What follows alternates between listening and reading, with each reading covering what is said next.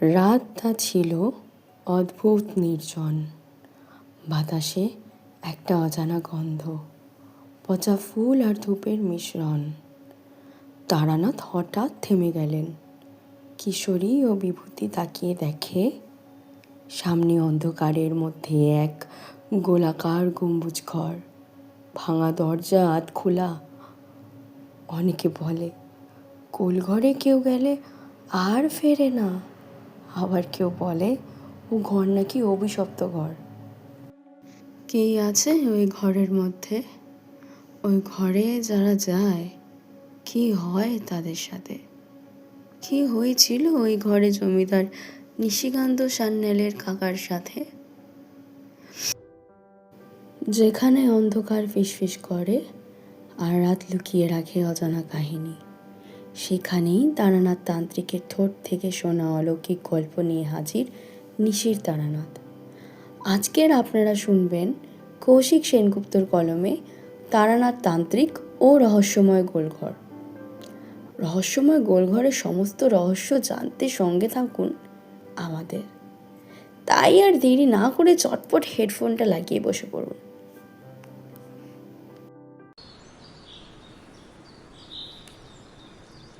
গোলদিঘির পাশ দিয়ে শর্টকাট করতে গিয়ে কিশোরীর সাথে দেখা। তার অতি ব্যস্তভাব দেখে আমি বললুম, কিরে, চললি কোথায় এমন হন্তদন্ত হয়ে? কিশোরী বললে, যাচ্ছি ভীমনাগের দোকানে। তারানাথ ওই দোকানের সন্দেশ খুব ভালোবাসে। আমি অবাক হয়ে জিজ্ঞাসা করলুম, তা হঠাৎই অসময়ে সন্দেশ? সেদিন কথায় কথায় জেনে নিয়েছিলুম তারানাথের আজ জন্মদিন। বুড়ো জন্মদিন বুড়ো নিজেই ভুলে গেছে। আমরা সন্দেশ নিয়ে গেলে ভীষণ খুশি হবে। আমি বললুম, বাহ, বেশ ভালো কথা, চল আমিও পয়সা দেব, আমরা দুজনেই মিষ্টি কিনব। ভীমনাগের সন্দেশ দেখে তারানাথ ভারী খুশি। তখনই একটা সন্দেশ গালে ফেলে চোখ বুজে চিবোতে চিবোতে বললেন, স্বাদ দেখছি সেই একই রেখেছে। 30 বছর আগে যেমনটা খেয়েছিলুম। কিশোরী অবাক হয়ে বলল, 30 বছর আর সন্দেশ খাননি? তারানাথ বললেন, তা না হে, জমিদার নিশিকান্ত সান্যালের জমিদারিতে জল ভরা তালসার সন্দেশ খেলে ভীমনাগও ভুলে যাবে। 30 বছর সে সন্দেশের স্বাদ জিভে লেগেছিল, তাই অন্য সন্দেশ খাবার ইচ্ছে হয়নি। আমি জিজ্ঞাসা করলুম, আচ্ছা, এই জমিদার নিশিকান্ত সান্যালের গল্প কিন্তু আমাদের কখনো আপনি বলেননি, তা এনার জমিদারিটা কোথায়? তারানাথ বললেন, দিনাজপুরে। তার বাড়িতে মাটির তলায় এমন একটা ঘর ছিল, যে ঘর গোলাকার। সিঁড়ি বেয়ে নামতে হতো ঘরে। প্রবেশ করার একটা মাত্র দরজা, মাথার উপর ছাদ সমান নয়, এক গম্বুজের মতো উপরের দিকে উঠে গিয়েছে। একেবারে চূড়ায় একটা স্কাইলাইট, সেখান থেকে আলো চলাচলের রাস্তা। এক ঘরের ঠিক মধ্যিখানে মেঝেতে উঁচু বেদি। কিশোরী বললে, এমন বেকায়দা ঘর বানানোর উদ্দেশ্য কি ছিল? তাই নিয়েই কাহিনী। আজ থেকে 30 বছর আগের ঘটনা। পত্র পেলুম নারায়ণপুরের জমিদার নিশিকান্ত সান্যালের। লিখেছেন, ভট্টাচার্য মশাই, নিতান্তই বিপদে পড়িয়াছি, সাক্ষাতে সব বলিব। পত্রপাঠ রওনা দিলে অত্যন্ত সুখী হইব। পথখরচা বাবদ 100 টাকা পাঠালুম। ভবদীয় নিশিকান্ত সান্যাল। পোস্ট অফিস থেকে মানি অর্ডারে 100 টাকা এসেছিল, তাই চিন্তা না করে সেদিন দুপুরেই রওনা দিল।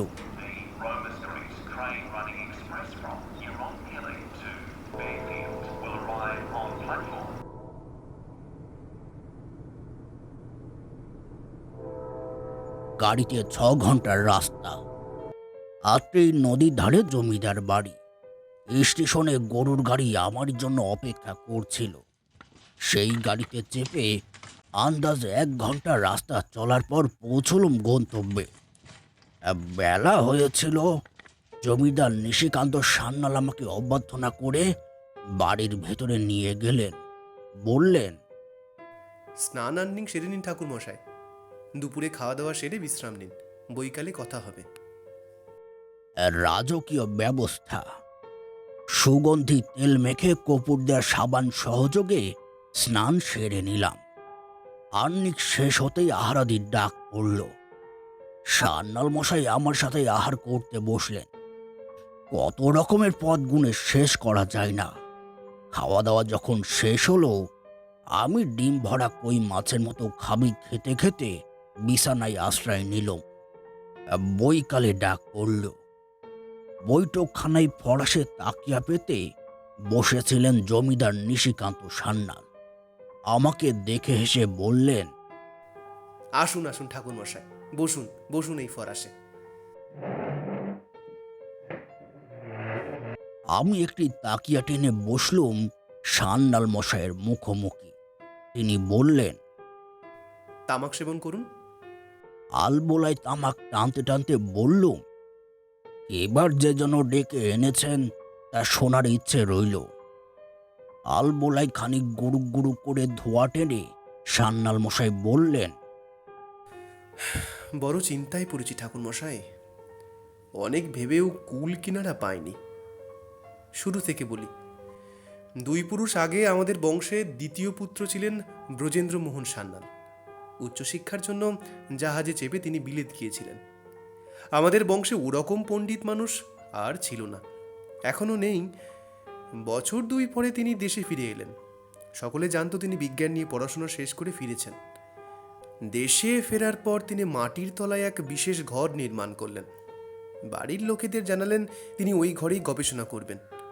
কিন্তু সান্যাল মশাই থামলেন, কিন্তু আগ্রহের সাথে বললুম, কিন্তু সান্যাল মশাই আমার মুখের দিকে তাকিয়ে বললেন, মাটির নিচে সেই ঘরে গেলে মাথা গুলিয়ে যাবে। নিশ্ছিদ্র ঘরে কিভাবে বাতাস চলাচল করছে তা কিছুতেই বোঝা সম্ভব হয়নি। আর ব্রজেন্দ্রমোহনের অন্তর্ধানের পর ও ঘরে গিয়ে বিজ্ঞান সাধনার কোনো সরঞ্জাম পাওয়া যায়নি। ঘন্টার পর ঘন্টা ওই ফাঁকা ঘরে তিনি কি করতেন তা আজ আর জানবার কোনো উপায় নেই। আমি অবাক হয়ে প্রশ্ন করলুম, তাহলে ও ঘর বানানোর উদ্দেশ্য? সান্যাল মশাই মাথা নেড়ে বললেন, বড় অদ্ভুত ঘর, আপনি দেখলে বুঝতে পারবেন। গোলাকার ঘর, একটিও আসবাব নেই। মেঝের মধ্যিখানে একটি চতুষ্কোণ বেদি, মাথার উপর গম্বুজাকৃতির ছাদ উঠে গিয়ে স্কাইলাইটে শেষ হয়েছে। ও ঘরে ঢুকলে মনে হবে আপনাকে কারাগারে বন্দি করা হয়েছে। এক রাতে গবেষণা করবেন বলে ব্রজেন্দ্রমোহন ও ঘরে ঢুকে দরজা বন্ধ করে দেন। পরের দিন সকালে অনেক বেলা অবধি দরজা না খোলায় বাড়ির লোক চিন্তিত হয়ে দরজা ভেঙে ফেলে। ঘর ছিল সম্পূর্ণ খালি। ব্রজেন্দ্রমোহন ঘরে ছিলেন না। সেই দিনের পর থেকে আর তাকে পাওয়া যায়নি। সেই সময় চারিদিকে ভারী সাড়া পড়ে গিয়েছিল।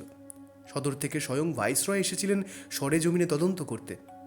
ফল কিছু হয়নি, রাতারাতি যেন গায়েব হয়ে গেলেন মানুষটা। এমন অদ্ভুত কথা আমি আগে শুনিনি। আমার শরীরে রোমাঞ্চ জাগল। সান্যাল মশাই বলে চললেন, আমার এক কাকা ছিলেন, নাম দীননাথ সান্যাল। বিয়ে থা করেননি, ভারী ডাকাবুকু মানুষ ছিলেন। একবার গম্ভীর জঙ্গলে খালি হাতে বুনো শুয়োরের সাথে লড়াই করে হিংস্র শুয়োরের ভবলীলা সাঙ্গ করেছিলেন। তিনি একদিন জেদ ধরলেন ওই গোল ঘরে রাত কাটাবেন। কারো কোনো আপত্তি তিনি কানে তুললেন না। বিশ্বস্ত চাকর ভোজুকে ঘরের বাইরে পাহারা দিতে রেখে নিজে ঢুকলেন ওই ঘরে। ভোরবেলা ভোজুর চেঁচামেচিতে বাড়ির সকলের ঘুম ভেঙে গেল। সকলে গিয়ে দেখলে ভোজু বুক চাপড়ে কাঁদছে আর মুখে বলছে,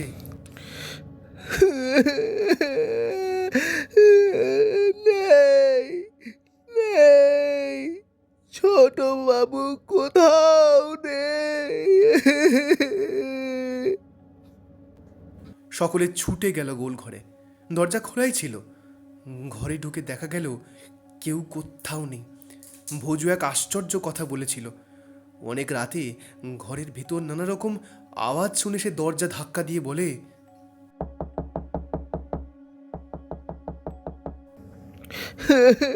কি কি হয়েছে ছোট বাবু? ভেতর থেকে সারা শব্দ আসে না। ভোজু ভয় পেয়ে দরজার আগল ভেঙে ফেলে। ঘরে ঢুকে সে দেখে স্কাইলাইটের ওপর থেকে ফুটফুটে জ্যোৎস্নার আলো প্রবেশ করছে ঘরের মধ্যে, কিন্তু মানুষটা কোথাও নেই। সেই সময় ভোজুর চোখে পড়ে ঘরের বিপরীত দেওয়ালের দিকে। সে চেয়ে দেখে সে দেওয়ালে একটা দরজা ফুটে উঠেছে। কানে আসছে অনেক মানুষের আর্তনাদ। দরজার পাল্লা খোলা ছিল। ও প্রান্তে একটা মানুষ পিছন ফিরে হেঁটে চলে যাচ্ছে। চেহারাটা ছোটবাবুরই মতো। ভোজু চেঁচিয়ে ওঠে। ছোট বাবু! দেখতে দেখতে দরজা বন্ধ হয়ে যায়। ঠিক তখনই চাঁদের আলো সরে যায় স্কাইলাইটের ওপর থেকে। ঘর হয়ে যায় সম্পূর্ণ অন্ধকার। ভোজু ছুটে গিয়ে মোমবাতি নিয়ে আসে, কিন্তু ঘরের মধ্যে কেউ ছিল না। আর সেই দরজাটাও আর খুঁজে পাওয়া যায়নি। এরপর ভোজু ভয় পেয়ে চিৎকার করে ওঠে। সান্যাল মশাইয়ের কথা শেষ হতে আমি বললুম, দীননাথ বাবুকে আর পাওয়া যায়নি শেষ পর্যন্ত? সান্যাল মশাই দীর্ঘশ্বাস ফেললেন, একটু পরে বললেন আবারও, সদরের কোতোয়ালি থেকে দারোগাবাবু ও উচ্চপদস্থ নানান পুলিশ কর্তা এলেন। অনেক তদন্ত চলল। ভোজুকেও জেরা করা হয়েছিল বিস্তর, কিন্তু সে রাতের পর ভোজু আর প্রকৃতিস্থ ছিল না। বাঁচেওনি বেশি দিন। রহস্য সেই রহস্যই থেকে গিয়েছিল। আমি একটু চুপচাপ ভেবে বললুম, এখন আমাকে কে জন্য ডেকে এনেছেন বললে বাধিত হই। সান্যাল মশাই আমার হাত ধরে বললেন, ও গোলঘর এতদিন তালা বন্ধ হয়ে পড়েছিল। কারো কোনো মাথা ব্যথা ছিল না ঘরটাকে নিয়ে। বর্তমানে আমার পুত্রের কলেজের এক প্রফেসর, যিনি আবার আমারও বাল্যকালের বন্ধু, ইচ্ছা প্রকাশ করেছেন যে ওই ঘরে রাত কাটাবেন। সে কি? ওনার এই ইচ্ছার কারণ? সান্যাল মশাই বললেন, সম্প্রতি তিনি জানতে পেরেছেন আমাদের বংশের ইতিহাস। গোলঘরের ব্যাপারেও তিনি জেনেছেন। ওনার ইচ্ছে উনি ঘরটা নিয়ে গবেষণা করবেন। ওনার মতে ওই ঘরে এমন কোনো রহস্য লুকিয়ে আছে যা সামনে এলে দুনিয়ায় শোরগোল পড়ে যাবে। আমি হেসে বললুম, দেখুন জমিদার মশাই, আমি সাধক মানুষ। অতীন্দ্রিয় জগৎ নিয়ে আমার কাজ। বিজ্ঞানের রহস্য উন্মোচন করার দায়িত্ব আমি নিতে পারি না। সান্যাল মশাই হাত তুলে বললেন, না না ঠাকুর মশাই, আপনাকে আমি বিজ্ঞানের রহস্য উন্মোচন করতে ডাকিনি। আসলে কিছুদিন আগে এ বাড়ির তালাবন্ধ ঘরগুলো পরিষ্কার করতে গিয়ে আমার ভৃত্যদের হাতে কিছু পুরনো পুস্তক এসে পড়ে। অধিকাংশ পুস্তক উইয়ে কেটে শেষ করে ফেলেছিল, কিন্তু এখনও অক্ষত আছে। জানতে পারি ওই সমস্ত পুস্তক আমাদের পূর্বপুরুষ ব্রজেন্দ্রমোহন সান্যালের। পুস্তকের প্রথম পাতায় নিজ হস্তাক্ষরে তার নাম লেখা। ওগুলো দেখে আমার মনে হয়েছে ব্রজেন্দ্রমোহন তন্ত্র সাধনায় উৎসাহী ছিলেন। আপনাকে দেখানোর জন্য বইগুলো আমি আনিয়ে রেখেছি। এই বলে সান্যাল মশাই হাঁকলেন, জটাধর, নিয়ে এসো। এক ভৃত্য শ্রেণীর লোক ঘরে প্রবেশ করলে তার হাতে গোটা তিনেক ছিন্ন পুস্তক। সেগুলো আমার হাতে দিয়ে সে ঘর ছেড়ে বেরিয়ে গেল। আমি সন্তর্পণে পুস্তকের পাতা উল্টে দেখলাম ডাকিনী মন্ত্র, পিশাচ মন্ত্র, ভৈরবী মন্ত্র, এই সকল পুস্তক আমাদের লাইনের এবং অতিশয় দুষ্প্রাপ্য বটে। সান্যাল মশাই বললেন, আরও ছিল, কিন্তু ব্যবহারের উপযোগ্য নয়। এসব দেখে আমার মনে হয়েছে ব্রজেন্দ্রমোহন হয়তো ও ঘরে ঢুকে তন্ত্র সাধনা করতেন। ওর ওই আকস্মিক অন্তর্ধানই হয়তো তন্ত্র সাধনার দ্বারাই সংগঠিত হয়েছিল। আমি চিন্তিত মুখে বললুম, তা না হয় হলো, কিন্তু আপনার কাকা দীননাথ বাবু, তিনি তো আর তন্ত্র সাধনা করতেন না। তিনি কেন গায়েব হলেন? সান্যাল মশাই এ কথার জবাব দিতে পারলেন না। তিনি চুপ করে বসে রইলেন। খানিক পরে আমি বললুম, বেশ, আমি বিষয়টার গভীরে যাবার চেষ্টা করব। যদি বুঝি আমার দ্বারা কিছু করা সম্ভব, আমি করব। কিন্তু যদি সম্ভব না হয়, আমি আপনাকে আগেই বলে দেব। সান্নাল মশাই রাজি হলেন। শুনলুম আগামীকাল প্রফেসর সাহেব আসবেন এ বাড়িতে। ওনার থাকার জন্য অতিথি ঘর পরিষ্কার করা হচ্ছে। সারাটা দিন জমিদারি এলাকা ঘুরে দেখলুম প্রজারা সুখে আছে। ব্রিটিশ সরকারকে বলে এই এলাকায় একটা সুতকাল বসিয়েছেন সান্যাল মশাই। স্থানীয়রা কাজ করে সেখানে, ভালোই 2 পয়সা রোজগার করে সংসার প্রতিপালন করে। এছাড়া কেউ চাষাবাদ করে। এবারে ফলন ভালো হয়েছে। আগেকার দিনে যেমন রাজার গুণে রাজ্যের মানুষের ভাগ্য নির্ধারণ হতো, একালে তেমনি জমিদারের গুণে। ভালো জমিদার হলে প্রজারা সুখে থাকতে বাধ্য। সান্যাল মশাই লোক ভালো। আমার সঙ্গে একটা কম বয়সী ছেলে দিয়েছিলেন সান্যাল মশাই। ছোকরার কথাবার্তা ভালো, নাম অনন্ত। তারই সাথে ঘুরে দেখছিলুম জমিদারি। এক ফাঁকে তাকে জিজ্ঞাসা করলুম, তা এখানকার লোক বেশ ভালোই আছে কি বলো? অনন্ত বললে, আগে শুধু বিপ্লবীরাই মাঝে মাঝে গন্ডগোল করে ফেলে। এই তো গত মাসে এক বিপ্লবী এসে লুকিয়েছিল গায়ে। তাকে ধরতে পিছন পিছন এলো 2 গাড়ি লাল পাগড়ি। সমস্ত গ্রাম ঘিরে ফেলা হলো। অবশেষে ভোর রাতে বিপ্লবীকে ধরে যাওয়ার সময় জমিদারবাবুকে শাসিয়ে গেলেন ইংরেজ সাহেব। বললেন ফের এ গায়ে বিপ্লবী আশ্রয় দিলে জমিদারি কেড়ে নেওয়া হবে। অথচ জমিদারবাবুর কী দোষ বলো? তিনি তো এসবের বিন্দুমাত্র জানতেন না। দুপুরে বাড়ি ফিরে স্নানাহার সেরে বইগুলো উল্টে পাল্টে দেখতে শুরু করলাম। অনন্ত লোকের দরজা খোলার গোপন রহস্য। তবে শিক্ষানবিশ কেউ যদি শখ করে এই মন্ত্র পড়ে অনন্তকালে দরজা খুলতে চায়, সে নিজেই ধ্বংস হয়ে যাবে। তন্ত্রবিদ্যা তো আর ছেলে খেলা নয়। বিকেলে সান্যাল মশাইয়ের সাথে গেলুম সেই রহস্যময় গোল ঘরে। বাড়ির পেছনে একটা ঘরের ভেতরে এক পাশে মুখ চাপায় ইদারা, আর ঘরের মাঝামাঝি ইট ভাটা চামড়ির মতো গোলাকার গাঁথুনি উঠে গিয়ে সোজা ছাদ ভেদ করে উপরে উঠে গিয়েছে। ঘরের মধ্যে ইদারা দেখে আমি আশ্চর্য হচ্ছি দেখে সান্যাল মশাই বললেন, এটা ইদারা নয় ঠাকুর মশাই, গোল ঘরে যাবার রাস্তা। এই বলে তিনি ইদারার মুখের ঢাকনা সরিয়ে দিলেন। বিস্মিত হয়ে দেখলুম ওখানে একটা দরজা, আর সেই দরজার পেছনে সারি সারি সিঁড়ি নেমে গিয়েছে নিচে। সাবধানে সিঁড়ি বেয়ে নিচে নামলাম। সান্যাল মশাইয়ের হাতে ছিল হ্যারিকেন। কয়েক ধাপ সিঁড়ি নেমে সেই হ্যারিকেনের আলোয় চোখে পড়ল গোলাকার ঘরটা। বাইরের ঘরে যে চিমনির মতো মোটা নল দেখেছিলুম, ওটাই এ ঘরে আলো চলাচলের রাস্তা। মাথার উপর গোলাকার স্কাইলাইট। দিনের আলোর ক্ষীণ রশ্মি ঘরের ভেতরে ঢুকছে। ঘরের ঠিক মধ্যভাগে আন্দাজ 3 ফুট চওড়া একটা বাঁধানো বেদি। বেদির প্রশস্ততা 2 ফুট, উচ্চতা ফুট 2। এই কারণে এই বেদিটা পরিষ্কার নয়। সারা ঘরে একটিও দরজা জানলা নেই, নেই কোনো আসবাবপত্র। আমি অবাক হয়ে জিজ্ঞাসা করলুম, এই ঘর থেকেই 2জন জলজ্যান্ত মানুষ গায়েব হয়ে গিয়েছিল জমিদার মশাই? সান্যাল মশাই বললেন, হ্যাঁ ঠিক তাই। সেই কারণেই মনটা খুঁতখুত করছে। জেনে বুঝে কি করে একজন নিরীহ অধ্যাপক মানুষকে আমি এ ঘরে প্রবেশের হুকুম দিই, তা আবার রাতের বেলা। আমি আর কিছু মন্তব্য করলাম না। দুপুরে পাজে দেখছিল আগামীকাল চন্দ্রগ্রহণ। লাগবে রাত 12টা 15 আর ছাড়বে 1:30টায়।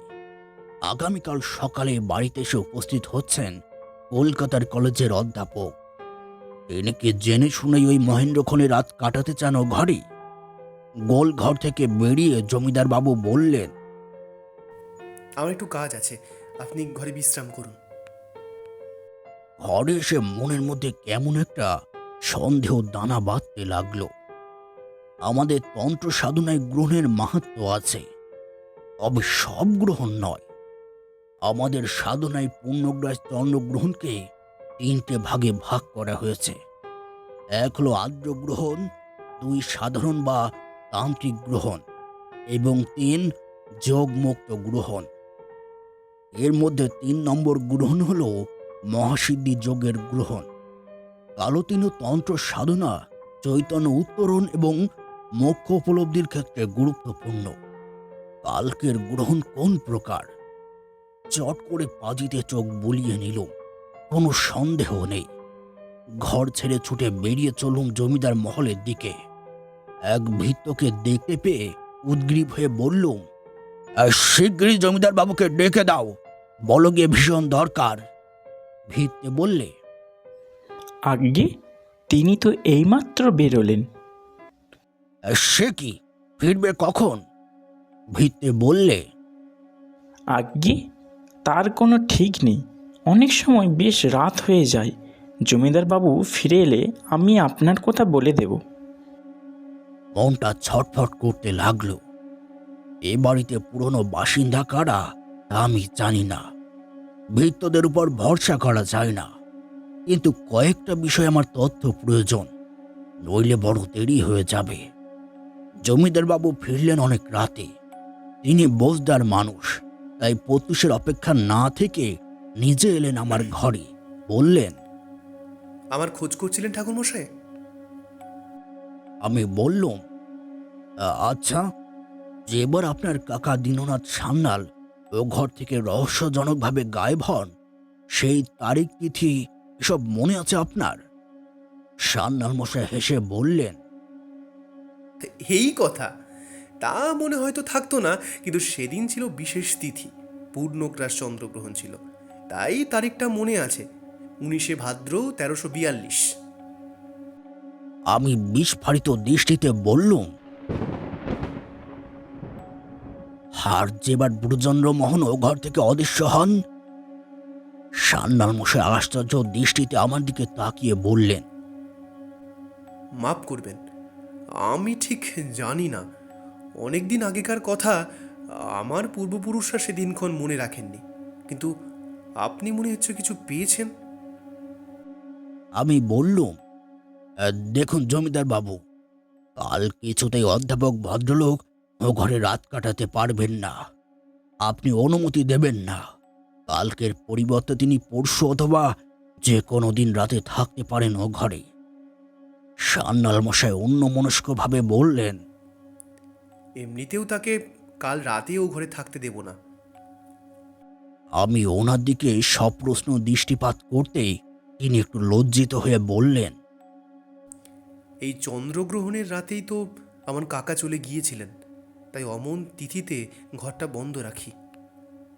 কিন্তু আমি যদি এ ঘরে রাত কাটাতে চাই? সান্যাল মশাই আমার মুখের দিকে সব বিষয়ে চেয়ে রইলেন। তারপর গম্ভীর স্বরে বললেন, আমার জমিদারির নিয়মকানুন সকলের জন্যই এক ঠাকুর মশাই, আপনিও কাল রাতে ও ঘরে ঢুকতে পারবেন না। মনটা বিষণ্ণ হয়ে উঠল। মনে হলো কাল যদি এ ঘরে ঢুকতে না পারি, গোল ঘরের রহস্য আর এ জীবনে ভেদ করতে পারবো না। কিন্তু সান্যাল মশাই একরোখা মানুষ, তার মুখের পর কথা চলে না। পরের দিন সকালের গাড়িতে অধ্যাপক মৃত্যুঞ্জয় বাগচি মশাই এসে হাজির হলেন। লম্বা দোহারা চেহারা, মুখে গোঁফদাড়ি, তবে রসিক মানুষ, সঙ্গে লটবহর কম নয়। মনে হয় বেশ কয়েকদিনের জন্য আসর জমাতে এসেছেন। পরিচয়ের পালা সাঙ্গ হলে তিনি বললেন, আপনাদের লাইনে আত্মাটাতে নামানোর ব্যাপার আছে শুনেছি, তা আপনি কোনোদিন আত্মা নামিয়েছেন? আত্মা অর্থাৎ অহং সঙ্গে নিয়ে তো ঘুরছি। পরম ব্রহ্মের সাথে মিলিত হবার আগে এ দেহ খোলসে যেটা আছে সেটা তো আত্মাই। অধ্যাপক মশাই হেসে বললেন, কথা ঘোরাবেন না ভট্টাচার্য মশাই, আমি জানি আপনারা সিদ্ধি লাভ করেন সবের ওপরে বসে, ভূত প্রেত নামাতে জানেন, তাই এ বাড়ির গোল ঘর নিয়ে কিছু সিদ্ধান্তে এসেছেন নাকি? আজ রাতে আমি থাকছি গোল ঘরে, এমন মহেন্দ্রক্ষণ আর আসবে 12 বছর পর। এই বলে তিনি জমিদার বাবুর দিকে তাকিয়ে বললেন, কি বলো নিশি? সান্যাল মশাই গম্ভীর মুখে বললেন, অনেক দূর থেকে এসেছো, বিশ্রাম করো, ওসব কথা পরে হবে। সারাদিন ছটফট করে বেড়ালো, কিছু আলো দেখতে পেয়েছি, এখন আরো আলোর দরকার। তার জন্য আমাকে ও ঘরে আজ রাত থাকতেই হবে, বিকালে কানে এলো বৈঠকখানার ঘর থেকে উচ্চস্বরে কথাবার্তা। অধ্যাপক মশাইয়ের গলায় বেশি পাচ্ছিল। শুনলুম তিনি বলছেন আজই ফিরে যাবেন। জমিদার বাবু তাকে শান্ত করার চেষ্টা করছেন। বুঝলুম রাতে ও ঘরে থাকতে পারবেন না জেনেই অধ্যাপক মশাই ক্রোধ সামলাতে পারেনি। তবে কি উনি আরো কিছু জেনেছেন? খানিক পরেই রাগে গড়গড় করতে করতে বাগচি মশাই এলেন আমার ঘরে। বললেন, নিশিটা গোয়ার, ওই কারণে আজ একটা রায় সাহেব কি রায় বাহাদুর উপাধি জোটাতে পারলো না। বলে কিনা আজ এমন তিথিতে ওর কাকা গায়েব হয়েছিল ওই ঘর থেকে, তাই ওই ঘরে আজকে দিনে কাউকে থাকতে দেবে না। এই বলে তিনি আমার কাছে ঘেঁষে বসলেন। কি অদ্ভুত লোক বলুন তো জমিদার। তা ঠাকুর মশাই, আপনি কিছু জেনেছেন নাকি ও ঘরের ব্যাপারে? আমি হেসে বললুম, ঘরে আর ঢুকতে পারলুম কই? এক দুরাত না কাটালে রহস্য কি তা জানবো কি করে? বাগচি মশাই গলা নামিয়ে বললেন, আমি আপনাকে গোপন রহস্যের কথা বলতে পারি ঠাকুর মশাই। এ আমার অনেক দিনের গবেষণার ফল। কিন্তু কথা দিতে হবে, আপনি আমাকে সাহায্য করবেন ও ঘরে আজ রাতে ঢুকতে। চমকে উঠে বললুম, তা কি করে সম্ভব? জমিদার বাবু তো দৌড়ে তালা ঝুলিয়ে রেখেছেন। বাগচি মশাই রহস্যময় হাসি হেসে বললেন, চাবি জোগাড় করার দায়িত্ব আমার। আপনি শুধু খেয়াল রাখবেন, আমি যখন ও ঘরে ঢুকবো কেউ যেন না আসে সেদিকে। আমি আর কি বলবো? খানিকক্ষণ চুপ করে বসে থেকে তারপর বললুম, আর রহস্যটা কি? বাগচি মশাই বললেন, সংক্ষেপে বলছি, ও ঘরে ঢুকেছেন তো? তা ঢুকেছি, দিনের আলো থাকতে। ঘরের মাঝখানে একটা চতুষ্ক বেদি লক্ষ্য করেছেন, আর মাথার উপর স্কটলাইট। হ্যাঁ, দেখেছি। জানেন ব্রজমোহন কি করতে ও ঘর বানিয়েছিলেন? না, কি করতে? বাগচি মশাই বললেন, অনেক ভরসা করে আপনাকে বলছি ঠাকুর মশাই, দেখবেন পাঁচ কান যাতে না হয়। আপনি আমার উপকার করবেন, পরিবর্তে আপনাকে আমি রহস্যের ব্যাপারে বলবো। আপনি নিশ্চিন্ত হতে পারেন বাগচি মশাই, ব্রাহ্মণ হয়ে কথা দিচ্ছি কাউকে বলবো না। তাহলে শুনুন, ব্রজমোহন ছিলেন তান্ত্রিক। তন্ত্র সাধনার উদ্দেশ্যেই তিনি ও ঘর বানান। আমি সাধনা না করলেও ও ব্যাপারে অনেক গবেষণা করেছি। ও ঘরে প্রবেশদ্বার নৈরিত কোণে। রাহুগ্রাসের যোগ মুক্ত গ্রহণ ছেড়ে চন্দ্র যখন বিকশিত হয়, সেই মহেন্দ্রক্ষণে সেই চন্দ্রের আলো এসে পড়ে স্কটলাইট গোলে ওই বেদির ওপর পড়ে। এইসব কথা গতকালই আমি জেনেছি। তবে অবদের মতো ভঙ্গি করে বললুম, তাতে কি হয় বাগচি মশাই? বাগচি মশাই আর কিছু ভাঙলেন না, বললেন, কি হয় তা বলা মুশকিল, তবে সিদ্ধি লাভ হয়। এখন চলি, রাত 12টার পরে আসছি, জেগে থাকবেন কিন্তু। গোটা সন্ধ্যাটা কাটলো দুশ্চিন্তার মধ্যে। রাত 8টার সময় সমস্ত গ্রাম ঘিরে ফেলল লাল পাগড়িধারীর দল। শুনলুম এক বিপ্লবী নাকি এ গায়ে এসে লুকিয়েছে। ঘোড়ায় চেপে দারোগাবাবু এলেন জমিদার বাড়িতে। বললেন, এই বাড়িও আমরা সার্চ করব। সান্যাল মশাই বললেন, স্বচ্ছন্দে করতে পারেন দারোগাবাবু। জমিদার নিশিকান্ত সরকার বাহাদুরের একান্ত অনুগত। বিপ্লবীদের তিনি আশ্রয় দেন না। দারোগাবাবু গোপ মুচড়ে বললেন, আশ্রয় দেওয়ার কথা বলিনি, বলা তো যায় না। হয়তো আপনার অগোচরে বেটা এত বড় বাড়ির কোনো কোনা খামচিতে ঘাপটি মেরে আছে। ঘণ্টা দুয়েক তল্লাশি চালিয়ে বিফল মনোরাত হয়ে দারোগাবাবু তার দলবল নিয়ে বিদায় নিলেন। বাড়িটা আবার নিঝুম হয়ে গেল। ঠিক রাত 12টার সময় দরজায় টোকা পড়ল। তড়াক করে বিছানা ছেড়ে উঠলাম। হ্যারিকেনটা উস্কে দিয়ে দৌড়ের আগল খুলে দৌড় ফাঁক করে দেখলুম বাগচি মশাই অন্ধকারে দাঁড়িয়ে আছেন। আমাকে দেখে ফিসফিস করে বললেন, চাবি পেয়ে গিয়েছি, এখন চলুন গোয়াল ঘরে। দুজনে অন্ধকারে গা ঢাকা দিয়ে পেছনের ইদারা ঘরে সে পৌঁছলুম। বাড়ির ভিতরা ঘুমিয়ে কাদা হয়ে আছে। ঝিঝি পোকাদের ডাক ভেসে আসছে দূর থেকে। একপাল শেয়াল কোথা থেকে হুক্কা হুয়া করে উঠল। ইদারার মুখের ঢাকনা সরিয়ে ফেললুম দুজনে মিলে। পকেট থেকে লম্বা চাবি বার করে তালা খুলতে খুলতে বাগচি মশাই বললেন, আমি ভেতরে যাচ্ছি, আপনি বাইরে পাহারা দিন ঠাকুর মশাই, তেমন কিছু পেলে আপনাকে ডেকে নেব। গোল ঘরে ঢুকে দরজা বন্ধ করে দিলেন বাগচি মশাই। আলো আনেনি সঙ্গে করে। আমি অন্ধকারে দাঁড়িয়ে রইলুম, ভাবছি বাগচি মশাই কি তবে অনন্ত লোকের দোর খোলার গোপন মন্ত্র জানেন? আমি ততক্ষণে জেনে গিয়েছি, যোগ মুক্ত গ্রহণ ছাড়া সেই মহেন্দ্রক্ষণে ওই বেদির উপর যখন চন্দ্রলোকিত জ্যোৎস্না সে আপিত হয়, সেই মুহূর্তে যদি নির্ভুল মন্ত্র উচ্চারণ করা যেতে পারে তবে খুলে যাবে অনন্ত লোকের দরজা। কিন্তু তার আকর্ষণ ভারী সাংঘাতিক। নিজেকে মন্ত্র শক্তির বাঁধনে পোক্ত করে বেঁধে রাখতে না পারলে সোজা চলে যেতে হবে ভুলোক থেকে অনন্ত লোকে, আর ফিরে আসা যাবে না। বাইরে অন্ধকার নেমে এলো, গ্রহণ লেগে গিয়েছে। অন্ধকার আকাশে বাদুড়ের দল ডানা ঝাপটে উড়ে চলেছে। আর মাত্র কিছুক্ষণ। কতক্ষণ অন্ধকারে চুপ করে দাঁড়িয়েছিলাম বলতে পারি না। সহসয় দূরে চোখ গেল পাখি ডেকে উঠলে। চমকে তাকিয়ে দেখি আকাশের কোলে আলো করে হেসে উঠেছে জ্যোৎস্না। গ্রহণ ছেড়েছে, এসে ভ্রান্ত মুহূর্ত। আর দেরি নয়। গোল ঘরের দৌড়ের দিকে এগোতে যাব, পেছন থেকে কেউ কাঁধে হাত রাখল। বিস্মিত কণ্ঠে বললে, ঠাকুরমশাই আপনি এখানে? সর্বনাশ! লজ্জিত হয়ে বললুম, পরে আপনাকে সব বলবো সান্যাল মশাই। ও ঘরে প্রবেশ করার পরিকল্পনা আপনার মিত্র বাগচি মশাইয়ের। তিনি ভেতরে আছেন। কি সর্বনাশ!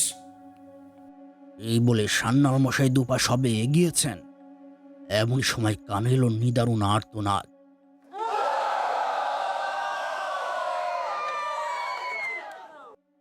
সেই কোলাহল মুখর আর্তনাদ শুনে বিস্মিত হয়ে আমি আর সান্যাল মশাই পরস্পরের মুখের দিকে চাইলুম।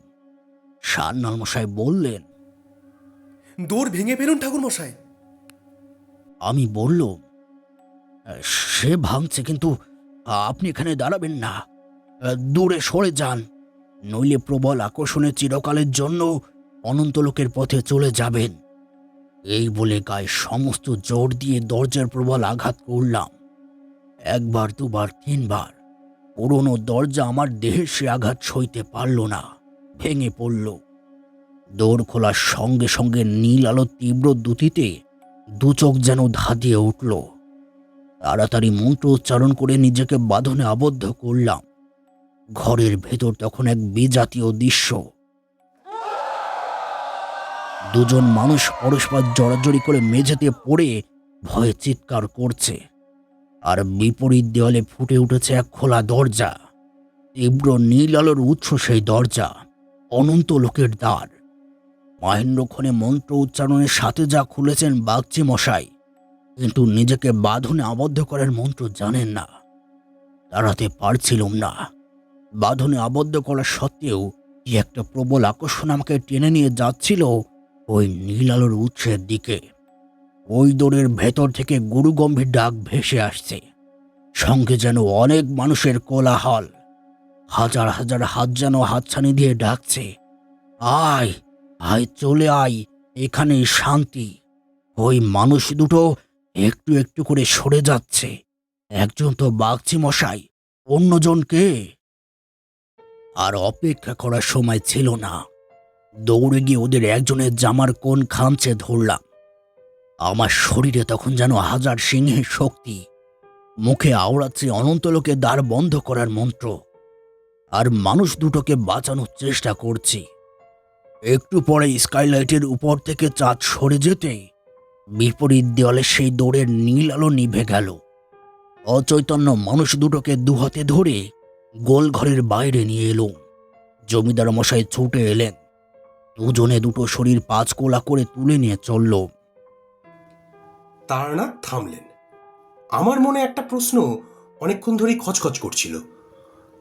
আমি শুধলুম, আচ্ছা, এই বাগচি মশাই তো একাই ঢুকলেন গোলঘরে, তাহলে ওই দ্বিতীয় ব্যক্তিটি কে ছিলেন? কিশোরী বললে, আমারও ওই একই প্রশ্ন। তারানাথ বললেন, ছেলেটির বয়স বেশি নয়, 19-20, বিপ্লবী। পুলিশের হাত থেকে বাঁচাতে জমিদার নিশিকান্ত সান্যাল তাকে গোল ঘরে ঢুকিয়ে তালাবদ্ধ রেখেছিলেন। ওই কারণেই তিনি সে রাতে আমাদের ও ঘরে থাকার অনুমতি দেননি। বাগচি মশাই অন্ধকার ঘরে ঢুকে ছেলেটিকে দেখতে পাননি। তিনি বেদিতে দাঁড়িয়ে গ্রহণ ছাড়ার অপেক্ষা করতে থাকেন।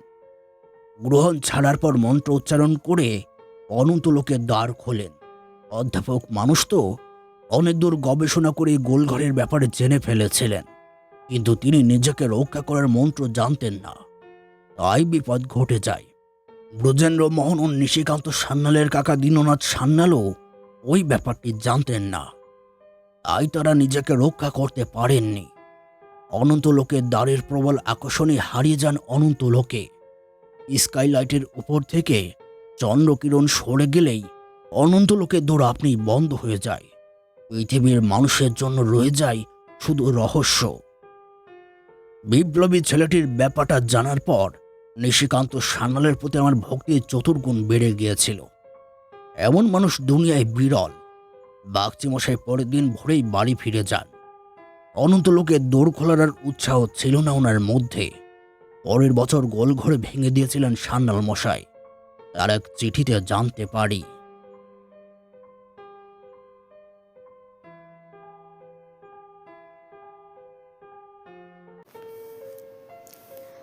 আজ আপনারা শুনলেন কৌশিক সেনগুপ্তর কলমে তারানাথ তান্ত্রিক ও রহস্যময় গোলঘর।